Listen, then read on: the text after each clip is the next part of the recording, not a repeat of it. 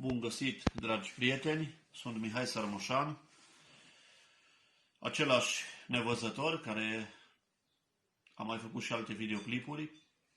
Vreau în această dupămasă să vă arăt cum un om nevăzător poate să trimită fișiere pe Bluetooth dacă are un telefon cu Android și cu o voce aplicată pe el. Eu folosesc un telefon puțin mai vechi, dar sunt și ceva mai noi. Important este ca să lucrezi foarte mult pe el, ca să înveți, să ai răbdare, să poți să faci ceva dacă îți dorești. Mergem în WhatsApp, luăm o poză și mergem sus, unde aici ne spune marcați, ștergeți, distribuiți. Trimiteți prin Messenger.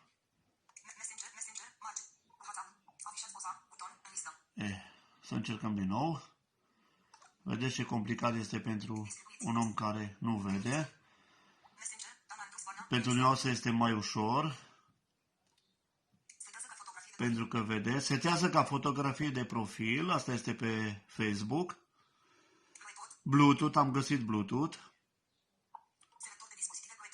Să vedem pe Bluetooth ce găsim. Am găsit Huawei.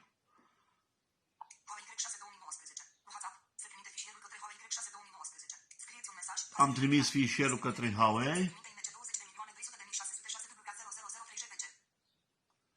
Vreau să vă încurajez, ca un om nevăzător, să încercați, să aveți răbdare, că se pot face aproape toate lucrurile dacă aveți un telefon bun cu o voce aplicată pe el. Nu uitați, dragii mei, pentru cei care vedeți și aveți vedere, vă doresc ca niciodată să nu aveți nevoie de aceste programe sau de aceste voci. Nu uitați că viața este frumoasă și merită să o trăiți. Vă salut pe toți. Dați un like și un share.